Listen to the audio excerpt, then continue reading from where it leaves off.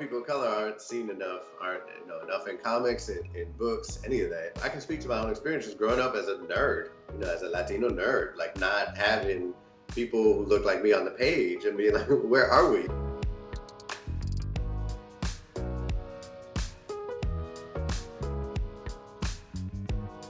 I spent my whole life being a comic book lover, a fan of comic books since I was a little kid. And for whatever reason, I ended up doing prose more. Now I get to do comics, and it feels like coming home on a certain level.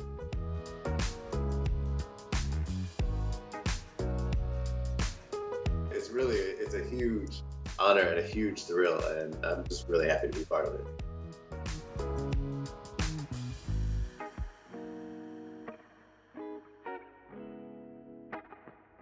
I chose White Tiger in part because he's the first Marvel Latino superhero. And I think it's really interesting to delve into the legacy of that. And for my piece, we go back into that era, right? It takes place in the late 60s, early 70s kind of era in Harlem and New York City. It deals with also like things historically happening at the time, including the Young Lords, who were a really cool revolutionary group that were doing a lot of work back then, inspired by the Black Panthers.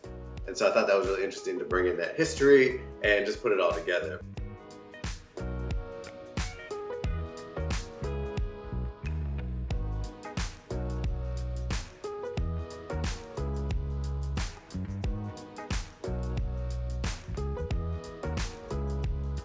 We're not out there enough, and in general, people of color aren't seen enough, aren't enough in comics, in books, any of that. I can speak to my own experiences growing up as a nerd, as a Latino nerd, like not having people who look like me on the page and being like, where are we? You know what I mean? And eventually kind of like stepping away from it because I was just like, okay, like I'm either not here or I'm cannon fodder, or I'm gonna be someone who dies so that the hero can figure out something about that life.